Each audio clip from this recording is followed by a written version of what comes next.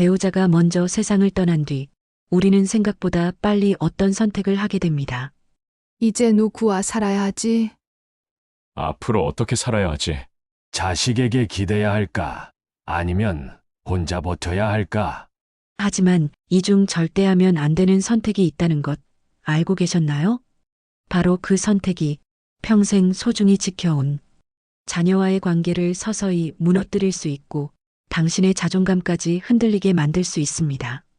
문제는 그걸 대부분의 어르신들이 모르고 그저 자연스럽게 하고 있다는 겁니다. 나는 괜찮아. 얘기하면 더 걱정할까봐. 내가 이렇게라도 해야 관심을 주지 않을까? 이런 마음에서 비롯된 작은 행동 하나, 그게 관계를 멀어지게 하고 당신을 더 고립시킬 수도 있습니다. 사별은 인생의 큰 전환점입니다. 그리고 그 순간 어떻게 말하고 어떻게 행동하느냐에 따라 앞으로의 삶은 완전히 달라질 수 있습니다. 이 영상은 배우자를 먼저 떠나보낸 이후 절대 하면 안 되는 선택이 무엇인지, 그리고 그 실수를 피하고 회복으로 나아가는 방법까지 진심을 담아 전해드리려 합니다. 나는 지금 잘하고 있는 걸까? 자식과의 거리가 멀어진 건 내 탓일까? 이 슬픔 어떻게 견뎌야 하지? 이런 질문을 가슴속에 품고 계신다면 지금부터 전해드릴 이야기 그 어느 때보다 절실하실 겁니다. 영상이 시작되기 전에 구독과 좋아요 버튼을 눌러주세요. 여러분의 작은 클릭이 영상을 만드는 큰 힘이 됩니다. 지금 당신의 삶의 가장 중요한 이야기로 함께 걸어가 주세요. 그럼 사별 후 가장 먼저 찾아오는 마음의 변화부터 시작해 보겠습니다. 사람 하나가 세상을 떠났을 뿐인데 집안의 공기부터 달라집니다. 그 사람이 앉던 자리, 즐겨보던 TV 채널, 식탁에 놓였던 두 개의 수저, 모든 게 그대로인데 그 사람만 없습니다.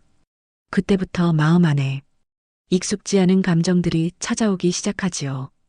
그리고 그 감정들은 생각보다 훨씬 무겁고 조용히 깊게 스며듭니다. 첫 번째로 찾아오는 건 외로움입니다. 함께 걸었던 길, 같이 듣던 라디오, 매일같이 나누던 한마디 인사. 이제는 나 혼자 남아 그 순간들을 마주합니다. 경남 창원에 사는 71세 김남옥 어르신은 남편을 보내고 난 뒤 이렇게 말씀하셨어요. 예전엔 새 소리만 들어도 좋았는데 이젠 그 소리마저 나 혼자 듣고 있다는 게 더 슬퍼요. 침묵이 마음을 더 크게 울릴 때 그 외로움은 단지 고독이 아니라 상실이 됩니다. 그리고 다음으로 찾아오는 감정은 정체성의 혼란입니다. 수십 년을 누군가의 아내, 누군가의 남편으로 살아왔던 우리가 그 사람이 사라진 순간 마치 내 이름마저 사라진 듯한 허전함에 휩싸이게 됩니다. 이제 나는 누구지? 나는 무슨 역할로 이 삶을 살아야 하지? 강원도 원주에 사는 69세 안재우 어르신은 이런 말씀을 하셨어요. 아내가 떠난 후 집안에 혼자 앉아 있는데 문득 생각이 들더라고요. 나는 이 집에서 지금 뭘 해야 할까? 그 질문은 이름 없는 불안과 함께 삶의 의지를 흐리게 만들기도 합니다. 그리고 마지막으로 찾아오는 건 미래에 대한 막연한 두려움입니다. 혼자 사는 나날, 건강은 누가 챙겨줄까? 갑자기 아프면 어쩌지? 경제는, 병원은, 외로움은 앞으로의 모든 것이 불확실하게 느껴지기 시작합니다. 전북 전주에 사는 74세 최명자 어르신은 한밤중 갑자기 가슴이 두근거려 응급실에 실려간 적이 있다고 합니다. 그날 이후 명자 어르신은 이렇게 말했어요. 무슨 일이 생겨도 이젠 나 혼자 감당해야 한다는 게 참 겁나더라고요. 삶의 많은 부분을 함께 의지하며 살아왔기에 그 빈자리 앞에서 우리는 막막함이라는 바다에 떠 있는 기분을 느낍니다. 이런 감정들이 반복되면 사람은 점점 말이 줄고 표정이 사라지고 어떤 것도 시도하지 않게 됩니다.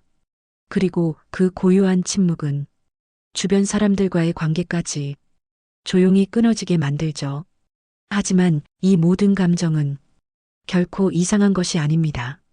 누구나 겪는 너무도 자연스러운 마음의 통과 이래일 뿐입니다. 문제는 그 감정을 억누를 때입니다. 이런 생각하면 안 되지? 내가 약해지면 안 돼. 그렇게 마음을 다독이기보다 눌러버리면 감정은 언젠가 더 아픈 방식으로 드러나게 됩니다. 감정은 억눌러야 할 대상이 아니라 흘려보내야 할 친구입니다. 한숨이 나올 땐 그냥 내쉬어도 좋고 눈물이 고일 땐 닦지 않고 흘려도 괜찮습니다.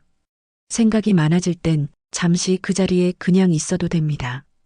있는 그대로 인정하는 순간 그 감정은 더 이상 나를 붙드는 괴물이 아닌 내가 살아있다는 증거가 됩니다.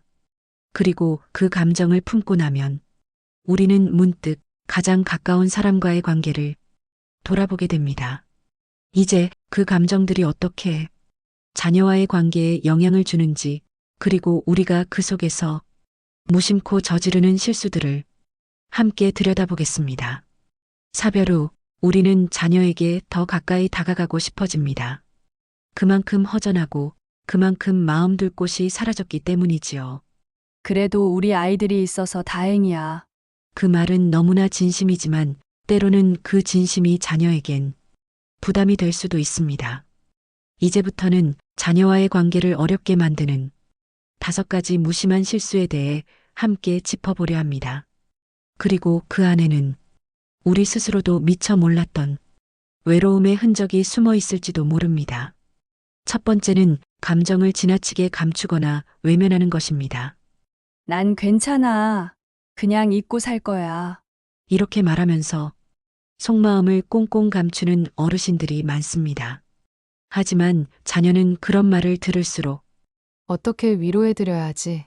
엄마, 아빠의 진심이 뭘까? 혼란스럽고 멀게 느껴지게 됩니다. 서울 은평구에 사는 73세 김정순 어르신도 남편을 보내고 나서 딸에게 늘 이렇게 말했답니다. 나는 뭐 잘 지내지. 걱정 붙들어매. 하지만 딸은 나중에야 알았다고 해요. 엄마는 늘 밝은 척 하셨지만 혼자 눈물 닦고 계신 걸 나중에 알았어요. 때로는 이렇게 말해보는 것도 좋습니다. 가끔 허전하긴 해. 그래도 잘 지내보려고 노력 중이야. 이 한마디가 자녀에겐 마음의 문이 열렸다는 신호가 되어줍니다. 두 번째는 경제적인 기대를 암묵적으로 지속하는 것입니다. 겉으로는 괜찮아라고 말하면서도 말끝마다 살짝 생활비, 병원비, 전기세 이야기를 흘리는 경우가 있지요. 대전 유성구에 사는 70세 이철호 어르신도 아들 부부에겐 항상 도움 필요 없다고 말하면서도 종종 며느리에게 이렇게 말씀하셨답니다. 지난달 병원비가 좀 나왔네.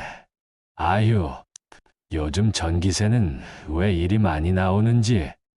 며느리는 처음엔 걱정해서 도와드렸지만 어느 순간부턴 이런 말이 조금 부담스럽게 느껴졌다고 해요. 그 말이 쌓이니까 도와드리는 게 당연하다는 느낌이 들더라고요. 정말 도움이 필요하다면 이번 한 번만 좀 부탁할게. 고마워. 이렇게 솔직하게 그리고 명확하게 말하는 것이 오히려 자녀와의 관계를 건강하게 만들어줍니다. 세 번째는 자신을 과소평가하거나 과대평가하는 태도입니다. 이제 나는 아무짝에도 쓸모없어. 내가 없으면 이 집안이 안 돌아가지. 이 2가지 말 모두 자녀에게는 부담이 됩니다. 부산 동래구의 76세 박인자 어르신은 남편이 떠난 후 자주 이렇게 말씀하셨어요. 나는 이제 필요 없는 사람이지 뭐. 딸은 말로는 그런 말하지 마요라고 했지만 속으로는 큰 짐처럼 느껴졌다고 해요. 내가 엄마를 기쁘게 해드리지 못하는 사람 같았어요. 스스로의 존재에 대해 혼란스러울 땐 이렇게 속으로 다짐해 보세요. 나는 지금 이 모습 그대로 괜찮다. 쓸모로 존재하는 게 아니라 존재 자체로 소중하다. 이 다짐이 자녀와의 관계를 회복하는 첫걸음이 되어줄 거예요. 네 번째는 자녀에게 지나치게 기대는 것입니다. 매일 전화하기, 매번 방문 요청하기, 사소한 결정까지 자녀의 조언을 구하는 것. 이런 행동이 반복되면 자녀는 점점 지치고 자신의 삶이 침범당한다고 느끼게 됩니다. 경기 고양시 덕양구에 사는 72세 오경자 어르신은 남편이 돌아가신 뒤 하루에 3번씩 딸에게 전화를 걸었다고 해요. 점심 못 먹었니? 몸은 괜찮니? 언제 올 거니? 처음엔 걱정해서 봤던 딸이 어느 날 이렇게 말했답니다. 엄마, 미안한데. 하루에 여러 번 전화 받는 게 솔직히 좀 힘들어.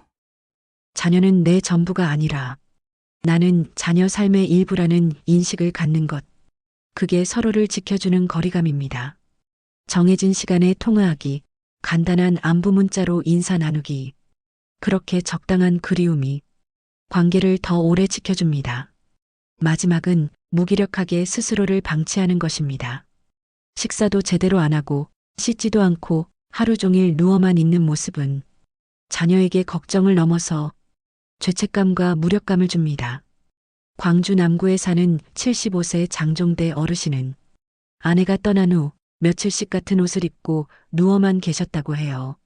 아들이 방문했을 때 불 꺼진 방 안에 앉아 계신 아버지의 모습을 보고 무너져 내릴 뻔했다고 합니다. 내가 뭘 해도 아버지와 달라지지 않을까봐 그게 더 두려웠어요. 이럴 땐 오늘은 옷을 갈아입고 내일은 창문을 열고 햇빛을 쬐고 모레는 따뜻한 국 한 그릇을 챙겨 드세요. 그 작은 행동이 내가 살아있다는 마음의 신호가 되어줍니다. 그리고 그 마음은 자녀에게 가장 큰 희망이 됩니다. 이처럼 슬픔에서 비롯된 무심한 실수들이 자녀와의 관계를 서서히 멀어지게 만들 수 있습니다. 하지만 그 실수들을 자각하고 마음을 조금만 바꾸면 관계는 언제든 다시 이어질 수 있습니다. 그렇다면 그렇게 마음을 바꾼 어르신들은 자녀와의 단절을 어떻게 회복해 나가셨을까요? 이제 그 따뜻한 이야기들을 하나씩 함께 들어보겠습니다. 사별의 슬픔은 때로는 가장 가까운 사람과의 관계마저 조용히 멀어지게 만듭니다. 특히 자녀와의 관계는 서로에게 애틋하면서도 말 한마디로 상처가 되기 쉬운 관계이지요. 하지만 어떤 어르신들은 그 틀어졌던 관계를 다시 따뜻하게 회복해내셨습니다. 그리고 그 시작은 거창한 게 아닌 아주 작은 진심에서 비롯됐습니다. 경기 광명시에 사는 72세 유정자 어르신은 남편을 떠나보낸 뒤 딸과 자주 부딪히게 되었다고 합니다. 엄마, 밥이라도 좀 챙겨 드세요. 내가 밥맛이 있어야 먹지. 그냥 가.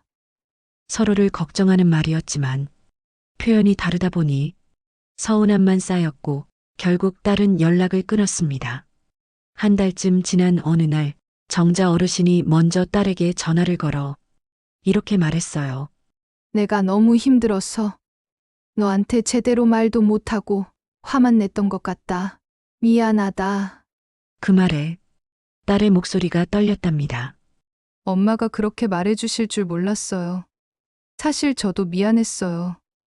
작은 사과 한마디였지만 그 안에 담긴 슬픔의 인정과 용기는 상처난 관계를 다시 이을 수 있게 해주었습니다. 다른 어르신은 연락을 멈추고 자신의 삶을 먼저 돌보는 선택을 하셨습니다. 대전 서구에 사는 75세 박종수 어르신은 아들 부부와 갈등이 생긴 뒤 한동안 일부러 연락을 줄였습니다. 대신 근처 복지관에서 한글 교실과 건강체조 프로그램을 시작했고 혼자 밥을 차려 먹고 하루 일기도 쓰며 일상을 다시 만들어 가셨습니다. 몇 달이 흐른 뒤 아들이 먼저 연락을 해왔습니다. 아버지, 요즘 더 잘 지내시는 것 같아요. 예전보다 표정이 좋아 보여요. 그 말을 듣고 박 어르신은 조용히 웃으며 말하셨답니다. 이젠 나도 나를 좀 챙기고 싶더라. 자기 삶을 돌보는 모습은 말보다 더 큰 변화로 자녀의 마음에 닿게 됩니다.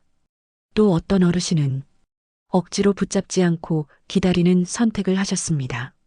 울산 중구에 사는 70세 최인옥 어르신은 며느리와 갈등이 깊어져 이야기를 나누기 어려운 사이가 되었습니다. 하지만 인옥 어르신은 먼저 말을 꺼내지 않고 문 앞에 두고 간 반찬에 고마워. 잘 먹었어. 짧은 문자 한 통만 남기기로 했답니다. 그리고 매번 그 반찬을 예쁘게 덜어 혼자서라도 정성껏 식사를 하셨다고 해요. 몇 달 후 며느리가 먼저 전화를 걸어 이렇게 말했습니다. 어머니, 제가 그동안 너무 무심했죠. 죄송해요. 기다림은 때로 어떤 말보다 따뜻한 손이 되어줍니다.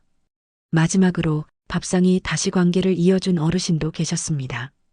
강원도 강릉에 사는 78세 조영래 어르신은 아내가 떠난 뒤 자녀들과 식사를 같이 하지 않으셨다고 합니다. 괜히 울컥할까봐 피했어. 내가 울면 애들이 불편할까봐. 그러던 어느 날 초등학생 손녀가 조용히 다가와 이렇게 말했어요. 할아버지, 저랑 김치전 부쳐 먹어요. 그날 부엌에서 함께 김치전을 부치며 처음으로 가족들이 함께 웃었습니다. 그리고 그날 밤 오랜만에 한 식탁에 둘러앉아 따뜻한 밥 한 끼를 나누었지요. 같이 밥을 먹으니까 괜히 서운했던 것도 그냥 녹아내리더라고요. 밥상은 말보다 먼저 사람의 마음을 풀어주는 가장 따뜻한 공간일지도 모릅니다. 이처럼 자녀와의 관계가 한때는 멀어졌더라도 진심을 담은 작은 행동 하나가 다시 연결의 끈이 되어줄 수 있습니다. 그리고 그 회복을 더 단단히 이어가기 위해선 우리가 스스로 다잡아야 할 마음의 준비도 필요합니다. 이제 다시는 같은 실수를 반복하지 않기 위해 꼭 기억해야 할 4가지 마음가짐을 함께 짚어보겠습니다. 나는 왜 이렇게 약해졌을까? 홀로 남겨진 마음은 자주 자기를 탓합니다. 하지만 사별은 약함의 증거가 아니라 사랑이 깊었다는 증거입니다. 혼자 남겨진 뒤에도 내 삶을 지키기 위한 4가지 마음가짐이 있습니다. 그 마음 위에 삶은 다시 따뜻하게 피어날 수 있습니다. 첫 번째 마음가짐, 억지로 견디지 말고 감정을 받아들이기. 서울 양천구에 사는 71세 임분자 어르신은 남편을 보내고 처음 몇 달을 괜찮은 척하며 보냈다고 합니다. 애들 앞에선 울면 안 될 것 같아서 나는 아직 잘 살고 있다고 보여주고 싶었어요. 하지만 어느 날 명절날 혼자 끓이던 미역국 냄새에 문득 눈물이 터졌다고 해요. 그날 이후 어르신은 손바닥만 한 공책에 오늘은 슬펐습니다. 당신 생각이 났어요. 이런 글을 하루 한 줄씩 쓰기 시작하셨어요. 그 작은 표현이 마음을 눌렀던 뚜껑을 살짝 열어줬고 조금씩 감정을 인정하고 흘려보내는 연습을 할 수 있었답니다. 두 번째 마음가짐, 완벽하려 하지 말고 할 수 있는 만큼만. 부산 사하구에 사는 68세 황혜정 어르신은 남편이 떠난 뒤엔 집안일도 사람 만나는 것도 다 버겁기만 했어요. 하루는 김장을 해야 할 시기가 다가오자 이걸 혼자 다 어떻게 하나 절망만 커졌다고 합니다. 그러다 이웃에게 털어놨더니 올해는 그냥 시판 김치 사 드세요, 혜정 씨. 지금은 그럴 때도 있어요. 라는 말이 위로가 되었고 그날 처음으로 못해도 괜찮다는 마음을 허락하게 되었대요. 그 후론 자신에게 이런 말을 자주 하셨다고 합니다. 이 정도면 잘한 거야. 충분히. 세 번째 마음가짐, 조급해하지 말고 천천히 나아가기. 대전 유성구에 사는 73세 한성남 어르신은 사람들 만나러 가면 내가 너무 초라해 보일까봐, 괜히 뒤처진 느낌이 들까봐 자꾸 주춤했어요. 하지만 우연히 복지관에서 열린 무료 영화 상영회에 갔다가 옆자리에 할머니가 건넨 귤 하나에 마음이 풀어졌대요. 같이 보니까 더 재미있네. 영화는 역시. 그 짧은 말 한마디에 아, 나도 조금씩 다시 걸어나가야겠다는 마음이 들었다고 해요. 그 이후론 일주일에 한 번씩 혼자서라도 문화센터에 나가는 루틴을 만들었고 사람들과 어깨를 맞대는 시간이 다시 늘어났답니다. 네 번째 마음가짐, 혼자 해결하려 하지 말고 도움을 요청하기. 전북 정읍시에 사는 76세 정영분 어르신은 남편 없이 혼자 병원 예약하는 것조차 겁이 났다고 해요. 남편이 다 챙겨줬던 거라. 이젠 어떻게 해야 할지 모르겠더라고요. 그러다 보건소에서 노인 상담 서비스를 알게 되었고 이런 것도 물어봐도 될까요? 하며 조심스럽게 상담을 신청했대요. 처음엔 망설였지만 물어볼 수 있는 사람이 있다는 게 이렇게 큰 위안일 줄 몰랐어요. 라고 말씀하셨어요. 지금은 지역 복지사와 주기적으로 전화하며 생활의 리듬도 다시 잡아가고 계십니다. 이 4가지 마음가짐은 삶을 단단하게 만드는 거대한 변화가 아니라 작지만 따뜻한 실천들입니다. 누군가에게 말 한마디를 건네는 용기, 하루를 인정하는 기록, 실수를 허락하는 관용, 그리고 무엇보다 자기 자신을 다정하게 대하는 태도입니다. 이런 마음이 쌓이면 비록 혼자여도 외롭지 않게 살아갈 수 있는 힘이 생깁니다. 이제 마지막으로 혼자서도 따뜻한 사람으로 살아가는 그 결심에 대해 함께 나눠볼게요. 어느 날 문득 그 사람의 자리만 덩그러니 빈 식탁을 마주할 때가 있습니다. 손에 익었던 밥숟가락, 함께 들었던 텔레비전 소리, 별말 없던 그 시간이 이제는 그립기만 합니다. 그 빈자리가 너무 커서 나조차도 작아지게 느껴질 때 마음 한켠에서 이런 속삭임이 들릴지도 모릅니다. 이젠 나 혼자 뭘 하며 살아가나. 하지만요, 그 사람과 함께했던 시간은 삶의 일부가 되어 지금도 내 안에서 조용히 빛나고 있습니다. 비록 혼자가 되었지만 사랑은 사라진 게 아닙니다. 형태만 바뀌었을 뿐 그 따뜻한 기억은 여전히 당신의 삶을 안아주고 있어요. 이제는 누군가의 배우자로서가 아닌 나라는 이름으로 살아가야 할 시간입니다. 그동안 참 많이 견디셨죠. 그 마음 저도 느껴집니다. 하지만 분명한 건 당신은 지금도 잘 살아내고 계신다는 것. 지금 이 순간에도 밥을 짓고 물을 마시고 햇빛 아래 작은 창을 바라보며 하루를 살아가고 있다는 것. 그 자체만으로도 참 귀하고 대단한 일입니다. 우리 함께 천천히 걸어가 보아요. 가끔은 울어도 괜찮고 어떤 날은 멍하니 앉아 있어도 괜찮습니다. 다만 잊지 마세요. 당신은 혼자서도 충분히 따뜻한 사람으로 살아갈 수 있는 힘이 있는 분입니다. 이 영상이 그 여정의 작은 등불이 되었다면 그보다 더 기쁜 일이 없겠습니다. 마음에 닿았다면 좋아요와 구독, 알림 설정으로 고운빛지혜와 함께 해주세요. 당신의 내일이 조금 더 포근하고 단단하길 오늘도 진심으로 응원합니다.